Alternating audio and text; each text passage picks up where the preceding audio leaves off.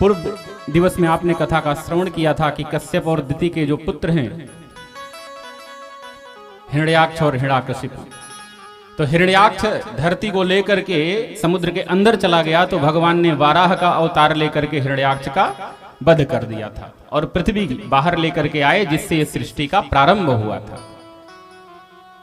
हिरण्याक्ष का जो दूसरा भाई जिसका नाम था हिरण्यकशिपु, हिरण्यकशिपु के मन में ये भाव था, ये बैर उसने नारायण से ठान लिया था।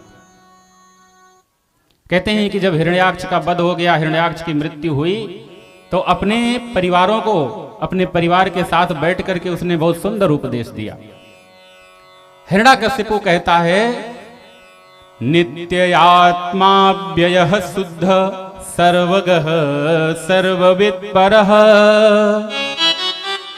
धत्ते आसावात्मनो लिंगम मापया विसृजन गुणान। कहता है कि वास्तव में जो ये आत्मा है ना, ये नित्य विनाश रहित और निर्दोष है, दोषों से युक्त है, मुक्त है। अपने परिवार को समझाता है कि वासांस जीर्णानि यथा विहाय, जिस प्रकार से ये आत्मा शरीर बदलती रहती है, ये मृत्यु नहीं है। आत्मा तो अनंत है, अव्यक्त है। वो एक शरीर को धारण करती है, जिस प्रकार से हम अपने फटे पुराने कपड़े को बदल करके नया कपड़ा धारण कर लेते हैं, उसी प्रकार ये आत्मा जब एक शरीर जर्जर जीर्ण हो जाता है तो उसको छोड़ करके नया शरीर पकड़ लेती है, नए शरीर में चली जाती है। तो हिरण्याक्ष के मरने पर शोक करने का कोई प्रश्न नहीं बनता। तर्क दिया उसने, तर्क से सिद्ध किया, कहा क्यों रोते हो परिवार से, मृत्यु पर रोने का क्या अर्थ है। और ये बात हम आप भी समझ लें कि मृत्यु पर जो शोक होता है ना, उसका कोई अर्थ नहीं। क्यों? वो शोक तो सिर्फ हमारे मोह के कारण उत्पन्न होता है। दो बातें समझिए, अगर हिरण्याक्ष इस भाव से कहता है अपने परिवार वालों से, हिरण्यकशिपु अपने परिवार वालों से हिरण्याक्ष की मृत्यु पर यह कहता है अपने परिवार वालों से कि तुम किसके लिए दुखी हो रहे हो, किसके लिए शोक कर रहे हो। दो बातें हैं, एक तो शरीर और दूसरी आत्मा।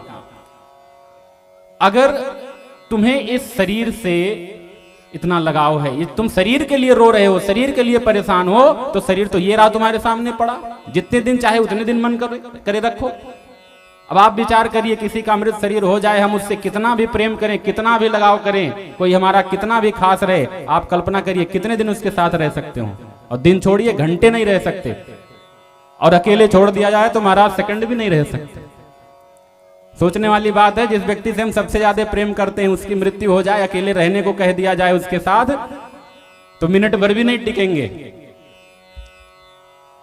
हिरण्यकशिपु आज ये बात समझा रहा है कि तुम किसके लिए रो रहे हो। यदि शरीर के लिए रो रहे हो तो शरीर तुम्हारे सामने पड़ा, जितने दिन चाहे उतने दिन रखो। भाई तुम यदि अंतिम संस्कार नहीं करोगे तो शरीर तुम्हारे सामने पड़ा रहेगा। अब उसकी जो गति होनी है वो तो होगी ही शरीर की, लेकिन रहेगा तो तुम्हारे सामने। तो शरीर के लिए रोते हो तो तुम्हारे पास पड़ा है, जो चीज तुम्हारे सामने पड़ी है उसके लिए रोने का कोई अर्थ नहीं है। हिरण्यकशिपु राक्षस होकर के ये बात समझा रहा है, और ये गुण ऐसे ही नहीं आए। हिरण्यकशिपु और हिरण्याक्ष ये भगवान के जो दरबारी थे, नारायण के दरबारी, जय और विजय, उन्हीं के रूप में अवतरित हुए थे। उन्हीं के जो सनकादिक ऋषि हैं, उन्हीं के शाप के कारण उनको इस जन्म में आना पड़ा था। लेकिन जन्म चाहे जो हो जाए, किसी व्यक्ति का रूप बदल सकता है पर स्वरूप नहीं बदल सकता। ये हमने प्रथम दिवस में चर्चा करी थी। तो जय विजय का जो स्वरूप है वो नहीं बदलने वाला। आज भले वो हिरण्याक्ष और हिरण्यकशिपु के रूप में प्रकट हुए हैं, तो उसी ज्ञान का प्रभाव है, भगवान की भक्ति का प्रभाव है कि आज हिरण्यकशिपु इतना सुंदर उपदेश अपने परिवार को दे रहा है। उसने कहा तुम क्यों रोते हो? यदि तुम शरीर के लिए रोते हो तो शरीर तुम्हारे पास है, और यदि तुम आत्मा के लिए रो रहे हो तो उसके लिए भी कोई प्रश्न नहीं बनता, क्योंकि आत्मा का शरीर से कोई संबंध ही नहीं। आत्मा तो कहीं गई ही नहीं है, उसने तो एक शरीर छोड़ा है, वो दूसरे शरीर में चली गई है। तो ये तुम आत्मा के लिए रो रहे हो तो भी रोना बेकार है, और यदि शरीर के लिए रो रहे हो तो भी शोक करना बेकार है। अब सोचने वाली बात है कि जिस हिरण्यकशिपु ने ये बात अपने परिवार को कह करके शोक से उनको बाहर निकाल दिया, उसी हिरण्यकशिपु के हृदय में बदले की भावना नहीं गई। ऐसा क्यों हुआ? हम यहां से दुनिया भर का ज्ञान दे दें, लेकिन उस ज्ञान का अनुसरण स्वयं न करें तो मेरा कल्याण नहीं होगा। हो सकता है आपका हो जाए, पर हमारा नहीं हो सकता। भोजन की इच्छा आपको हुई, खूब सुंदर सुंदर भोजन व्यंजन की चर्चा कर लें आप, खूब पनीर पूड़ी दाल चावल पकौड़ी सब की चर्चा कर लें, बात कर लें, लेकिन बात कर लेने मात्र से पेट भरेगा क्या? पेट तो तब भरेगा जब वो पदार्थ आपके अंदर जाएगा, पेट के अंदर जाएगा, तभी भरेगा ना। आज हिरण्यकशिपु ने ज्ञान दे करके अपने परिवार के शोक को दूर कर दिया, लेकिन वो ज्ञान अपने उस ज्ञान का अनुसरण स्वयं नहीं किया। उसका परिणाम यह हुआ कि नारायण से उसके मन में द्वेष की भावना उत्पन्न हो गई। द्वेष की भावना लेकर के गया और जाकर के भयंकर तप किया, अजय बनने के लिए, अमर होने के लिए तप किया और ब्रह्मा जी को प्रकट किया। भगवान ब्रह्मा जी प्रकट हुए, अमर होने का वरदान मांगा, मना कर दिया कि अमर होने का वरदान नहीं दे सकते, कुछ और मांग लो। तो उसने मृत्यु होने के जितनी भी संभावनाएं थी सब के सब मांग लिए। न दिन में मरूं, न रात में मरूं, न बाहर मरूं, न भीतर मरूं, भगवान की बनाई हुई सृष्टि में से, ब्रह्मा की बनाई हुई सृष्टि में से किसी से न मरूं। जितने भी संभावनाएं हो सकती थी सब कुछ मांग लिया और मन में विचार कर लिया, जब मृत्यु की सारी संभावनाएं ही मिट जाएंगी तो मैं अपना अमर अपने आप हो जाऊंगा। लेकिन नियति को कौन जानता है। ब्रह्मा जी भी तथास्तु कह करके चले गए। कालांतर में समय व्यतीत हुआ। कहते हैं कि जब तपस्या करने गया उसी समय जो हिरण्यकशिपु की पत्नी है जिसका नाम है कयाधु, कयाधु के गर्भ में एक बालक का आगमन हुआ। कयाधु के गर्भ से एक बालक ने जन्म लिया जिसे हम भक्त प्रहलाद के नाम से जानते हैं। बोलो भक्त वत्सल भगवान की। चलिए, लग रहा है आधे लोग भूल गए, आधे लोगों को याद है, लेकिन मैं याद भी नहीं दिलाऊंगा। बोलो भक्त वत्सल भगवान की। तो कयाधु के गर्भ से जिस बालक का जन्म हुआ भक्त प्रहलाद, हिरण्यकशिपु जब तप करके गया, अपने बालक को देखा तो बहुत प्रसन्न हुआ और अपने बालक को उसने गुरुकुल में पढ़ने के लिए भेज दिया। कुछ दिन गुरुकुल में पढ़ने के बाद प्रहलाद जी तो भगवान के अनन्य भक्त, हिरण्यकशिपु ने क्या किया कि भगवान नारायण से द्वेष के चक्कर में अपने पूरे राज्य में नारायण की चर्चा बंद करवा दी। कहीं भी कथा भागवत नहीं होना चाहिए, कहीं भी कोई नारायण का नाम लेता दिखे तो उसे मार दो। लेकिन भगवान की इच्छा, जो हिरण्यकशिपु पूरे संसार से भगवान का नाम मिटाने में लगा है, भगवान की कृपा से उसी के घर उसी का पुत्र भगवान नारायण का प्रचार करने के लिए अवतरित हो गया।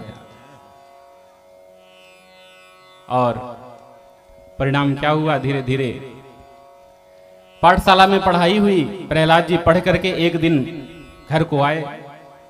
बालक जब पढ़ करके विद्यालय से आता है तो पिता के मन में लालसा होती है कि कौन सी विद्या सीख करके आया है, उसके बारे में हम जानने का प्रयास करें।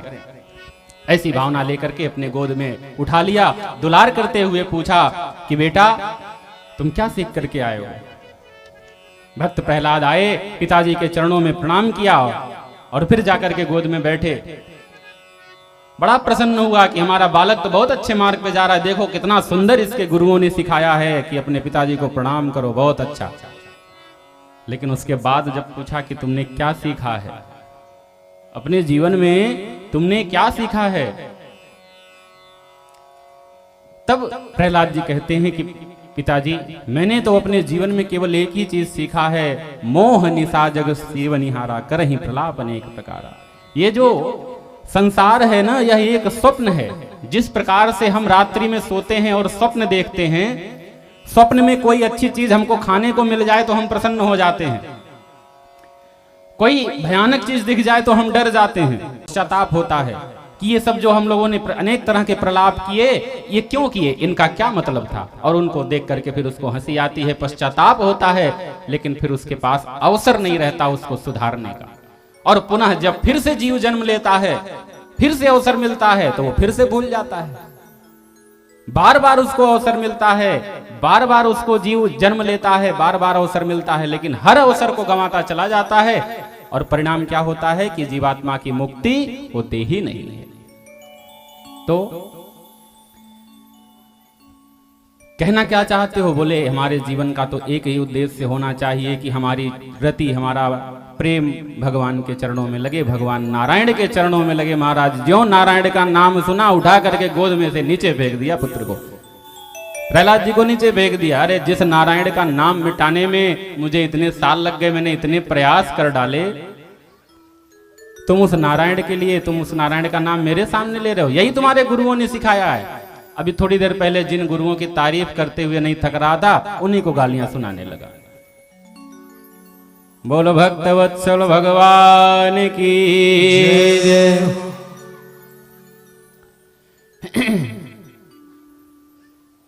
गुरु लोगों को समझाने लगा, वापस से भेज दिया। गुरु जो उनके थे संडामर गुरु जी, उनको बुला करके लाया। क्या सिखा दिया इसको तुम लोगों ने? गुरु जी ने कहा चिंता मत करिए भगवान, हम राजा महाराज हम पुनः इसको सिखाएंगे, इसकी बुद्धि को पुनः फेरेंगे। ले गए, फिर से सिखाया। कुछ दिन के बाद फिर से आया। इस बार जब प्रहलाद जी को बिठाया और प्रहलाद जी से पूछा तो प्रहलाद ने, भक्त प्रहलाद ने बड़ा सुंदर उपदेश दिया, नवधा भक्ति का ज्ञान दिया।